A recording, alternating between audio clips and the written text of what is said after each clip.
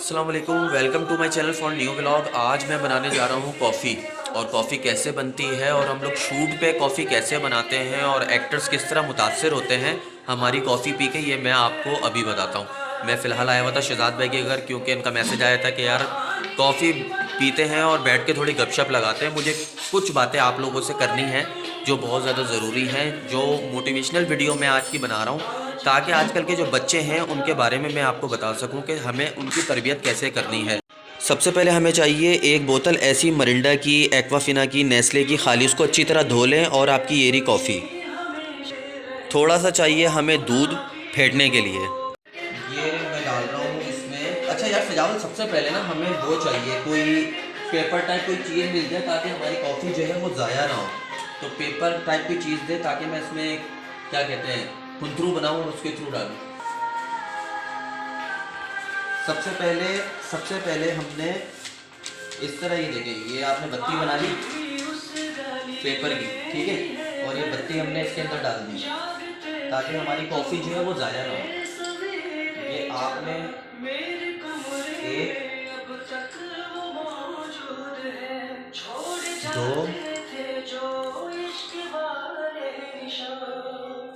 तीन, और एक मैं एक्स्ट्रा डाल रहा हूँ, चार, ठीक है। इसी तरह हमने चीनी डाली, फिलहाल चीनी दे चीनी डालते हैं। रेडी। ये हो गई मेरी चीनी। फिलहाल चीनी कितनी डालनी है? 1 चम्मच इसमें नहीं डालना, चीनी डालते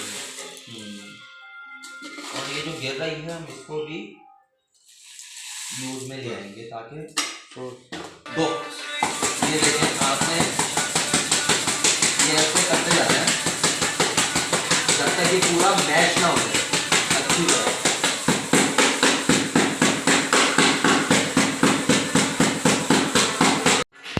ये मैंने अच्छी तरह इसको फेंटा, उसके बाद मैंने थोड़ी थोड़ी कॉफ़ी तीनों कप में डाल दी। इसके अलावा हो रहा है हमारा दूध गर्म। दूध जैसी गर्म होगा वो डल जाएगा इन तीनों कप में और बन जाएगी आपकी कॉफ़ी बिल्कुल तैयार। बस ये होगा कि थोड़ा सा हम ये कॉफ़ी थोड़ी थोड़ी सी ऊपर और डाल देंगे इसमें। कॉफ़ी जो है बहुत अच्छी बनी है। शहजाद भी कैसी बनी है कॉफ़ी? ज़बरदस्त बनी है। बस मेहनत की है। पहली दफ़ा में तो इंसान वैसे भी फ़ेल हो जाता है, लेकिन ये हमारे बड़े भाई हैं शहजाद भाई, तो हमारी तारीफ़ कर रहे हैं मजबूरन। लेकिन मुझे पता है इतनी अच्छी नहीं बनी जैसे शूट पे हमारे लड़के बनाते हैं, लेकिन मैं उनसे इंशाल्लाह सीख लूँगा और बहुत जल्द वैसी ही कॉफ़ी बनाऊँगा। लेकिन मैं, मेरा जो असल मकसद जो है आज वो वीडियो बनाने का, वो ये है कि आजकल बच्चे बहुत ज़्यादा बेरहमी का शिकार हो चुके हैं। पाकिस्तान को बने हुए तकरीबन 75 साल हो चुके हैं। 75वीं सालगिरह आएगी। 1947 14 अगस्त में पाकिस्तान आज़ाद हुआ। कायद आज़म मोहम्मद अली जिन्ना, जवाहरलाल नेहरू और गांधी जी, महात्मा गांधी जो थे, बहुत बड़े लीडर थे, बहुत बड़ा नाम है उनका। और वैसे लीडर दुनिया में दोबारा पैदा नहीं हो सकते जितने बड़े ये लीडर थे। कभी आप लोगों ने ये चीज़ सुनी उन लोगों के मुंह से, जब बर्रे सगीर की कोई भी अपनी दादी, अपनी नानी, अपने वालिद वालदैन, जितने भी आपके बड़े उम्र के लोग हैं, उनसे आप पूछिए कि कभी भी कायदे आज़म ने ये बात कही थी कि मलका एलिज़ाबेथ चोर है, या शहज़ादा चार्ल्स चोर है, या फिर रैडक्लिफ जिन्होंने हमारी ड्यूरेंट लाइन जो है वो खींची थी, वो चोर हैं? ऐसा कहीं नहीं, किसी ने भी नहीं कहा। उन्होंने जो आज़ादी की तहरीक चलाई थी वो सिर्फ़ और सिर्फ जुल्म की वजह से, हुकूक की वजह से, जो हम मुसलमानों को हुकूक नहीं मिल रहे थे। इसी तरह इंडियंस जो हिंदू थे उनको भी हुकूक नहीं मिल रहे थे। इस वजह से ये तहरीक चली थी और ये तहरीक आगे बढ़ी। लेकिन आजकल के जो बच्चे हैं उनमें सबसे बड़ी बुराई ये पैदा हो रही है कि कुछ बच्चे बोलते हैं कि इमरान खान चोर है, कुछ बच्चे बोलते हैं नवाज शरीफ चोर है, कुछ बच्चे बोलते हैं आसिफ जरदारी चोर है, और कुछ बच्चे बोलते हैं कि अल्ताफ़ हुसैन चोर है, जबकि ऐसी कोई बात नहीं है। ये हम अपने बच्चों को गलत गाइड कर रहे हैं, मोटिवेट गलत कर रहे हैं। हमें ये चाहिए कि हम अपने बच्चों को अच्छे से गाइड करें और अच्छी तालीम दें, ताकि देखें आजकल जो बच्चे जिनकी तरबियत जैसी हो रही है, आगे चल के उनकी सोच जो है वो सिर्फ़ और सिर्फ नेगेटिव बन रही है। आज आपको एहसास नहीं हो रहा, आने वाले कुछ सालों में, कुछ महीनों में ये आपको पता लगेगा कि हम अपने बच्चों की तरबियत क्या कर रहे हैं। आजकल हमारी माएँ बहनें फ्री ऑफ कॉस्ट जाके जलसों में नाच रही होती हैं, जो कि ये बिल्कुल गलत है। कायदे आज़म ने कभी भी किसी भी अपनी माँ, बहन, बेटी को नहीं नचवाया, ना महात्मा गांधी ने नचवाया और ना जवाहरलाल नेहरू ने नचवाया। आजकल आप जिस घर में भी जाएं तो आधे लोग पीटीआई के होते हैं, आधे लोग नून लीग के होते हैं, और जो कुछ बच जाते हैं वो काफ लीग, अल्ताफ़ हुसैन या किसी और के होते हैं। तो ये चीज़ सरासर गलत है। हम बड़े जो हैं हम ही अपने बच्चों को गलत मिसगाइड कर रहे हैं, हम अपने बच्चों की गलत तरबियत कर रहे हैं। मेरी उम्र जो है वो 37 इयर्स है और अल्हम्दुलिल्लाह मेरे वालिदैन ने ये तरबियत की कि कभी किसी को बुरा ना बोलो। मैं आपको एक वाक़या सुना देता हूँ। रसूल पाक सल्लल्लाहु अलैहि वसल्लम पर एक हिंदू औरत कचरा फेंका करती थी रोज़, लेकिन हमारे जो प्यारे नबी हैं, हम जिनकी पैरों के खाक के भी बराबर नहीं हैं, उन्होंने कभी भी उस औरत को लान तान नहीं की, ना ही उनको कभी उनको गलत या बुरे अल्फाजों से पुकारा, बल्कि उनके लिए हमेशा रो रो कर अल्लाह ताला से दुआ की और आखिरकार वो औरत मुसलमान हो गई और वो इतनी बड़ी मुरीद हो गई हमारे सहाबा कराम की, हमारे नबी की, कि मैं आपको बता नहीं सकता।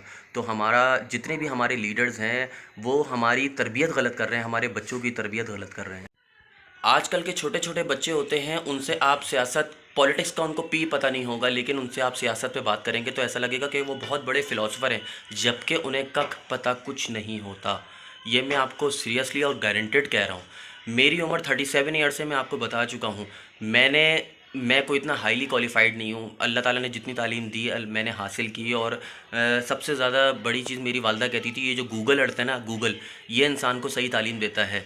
तो गूगल से मैंने बहुत ज़्यादा तालीम हासिल की। आजकल के बच्चों को ये नहीं पता होता कि फ़ोर्स ऑफ ग्रेविटी क्या चीज़ है। आजकल के बच्चों को ये नहीं पता होता कि वेलोसिटी क्या चीज़ है। आजकल बच्चों को ये पता नहीं होता कि एक्सेलरेशन क्या चीज़ है। Newton third law of motion अगर आप पूछेंगे बच्चों से, जो आजकल हर बच्चे को पता होना चाहिए, लेकिन उनको नहीं पता, जिस पे दुनिया कायम है और जिस पे दुनिया चल रही है, Newton third law of motion पे।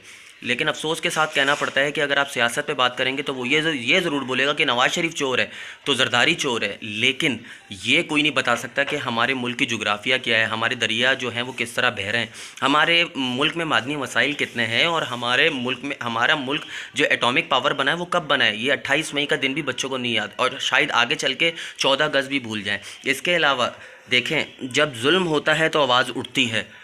आज आप बंगालियों को गलत कहते हैं, बुरा कहते हैं, सकूते ढाका। शायद आप लोगों ने हिस्ट्री नहीं पढ़ी, वो आप हिस्ट्री पढ़ें तो आपको अंदाज़ा होगा कि बंगालियों के साथ कितना जुल्म हुआ है। अगर आप गद्दार अल्ताफ़ हुसैन को कहते हैं तो गद्दार फिर जुल्फ़िकार अली भुट्टो भी है, क्योंकि सकूते ढाका सिर्फ़ और सिर्फ जुल्फ़िकार अली भुट्टो और जनरल याह्या ख़ान की वजह से हुआ। अगर आप देखें, मैं ना किसी के ख़िलाफ़ हूँ, ना मैं PTI के ख़िलाफ़ हूँ, ना मैं आर्मी के ख़िलाफ़ हूँ, ना मैं किसी भी पार्टी के ख़िलाफ़ हूँ। देखें, किसी के साथ भी ना जुल्म एक हद तक करना चाहिए। अगर अल्ताफ़ हुसैन के मुंह से ये बात निकली, मैं आपको अपनी एक बात बताता हूँ, छोटी, बहुत पुरानी बात है और बहुत मज़े की बात है। हम लोग नाज़िमाबाद कराची में रहा करते थे। मेरी वालदा जो थी वो बहुत ज़्यादा सेंसिटिव थी, क्योंकि हम 8 भाई थे और मेरी वालदा कहती थी ये टोटल जो कुल कायनात है मेरी, ये मेरे 8 बेटे हैं और हमारी माशाल्लाह 2 बहनें भी हैं। तो सीन ये होता है कि मेरे घर पे एक बिल्ली रहती थी, क्योंकि मेरे वालिद साहब को बर्ड्स का बड़ा शौक़ था। इसके अलावा जर्मन शेफर्ड पे मैंने एक मूवी बनाई है। ये जर्मन शेफर्ड जो है वो मेरे वालिद साहब पाल चुके हैं। तो जर्मन शेफर्ड मैं इसी वजह से लेकर आया क्योंकि मैं अपने वालिद साहब से लिमिट से ज़्यादा मोहब्बत करता हूँ और करता रहूँगा जब तक मेरी सांस में सांस है। तो सीन ये होता है कि एक बिल्ली जो थी, उसके बच्चे ने, छोटे से बच्चे ने, मेरे जो छोटा भाई है जिसका नाम अजलान जाफरी है, उसको बिल्ली ने मार दिया पंजा। तो जब पंजा मारा, क्योंकि गलती मेरे छोटे भाई की थी, क्योंकि वो उसके बच्चे को तंग कर रहा था, तो मेरी वालदा ने वो बच्चा उठा के तीसरी मंजिल से नीचे फेंक दिया, तो वो मर गया। मेरी वालदा को बहुत ज़्यादा अफसोस हुआ और वो रोई भी कि उनसे ज़्यादती हो गई किसी एक जानवर के साथ, और बाद में मेरी वालदा ने तौबा भी की। और मेरी वालदा इतनी नेक थी और इतने बड़े दिल की थी कि मेरी वालदा का कोई, मैं कहता हूँ, कोई मिसाल नहीं है। आज मैं जो कुछ हूँ अपनी वालदा और अपने वालिद की वजह से हूँ।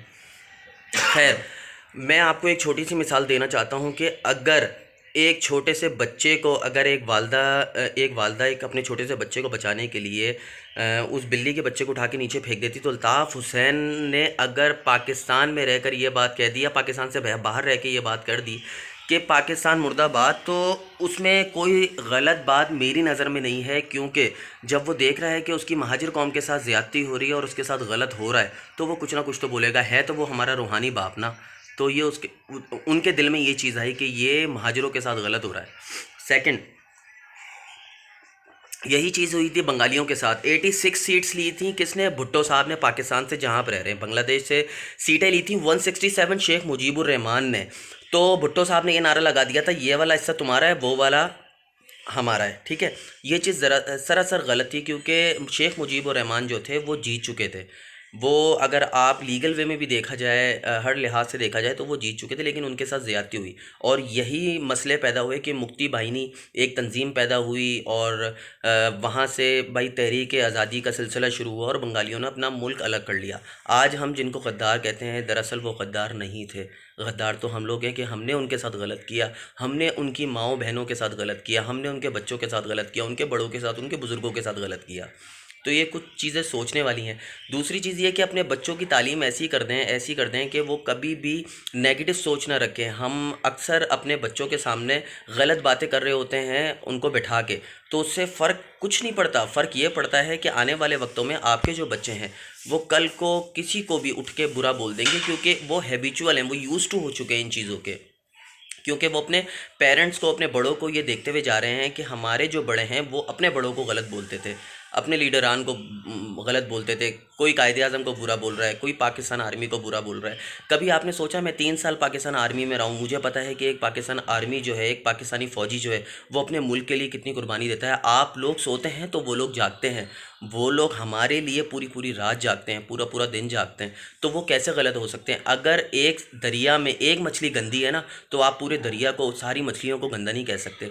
हाँ, हर चीज़ में अच्छाई बुराई होती है। कुछ जगह पे अच्छे लोग भी होते हैं, कुछ जगह पे बुरे लोग भी होते हैं। इसका मतलब ये नहीं होता है कि आप पूरी ऑर्गेनाइजेशन को, आप पूरे कॉन्स्टिट्यूशन को बुरा कहना शुरू कर दें। ये सरासर गलत है।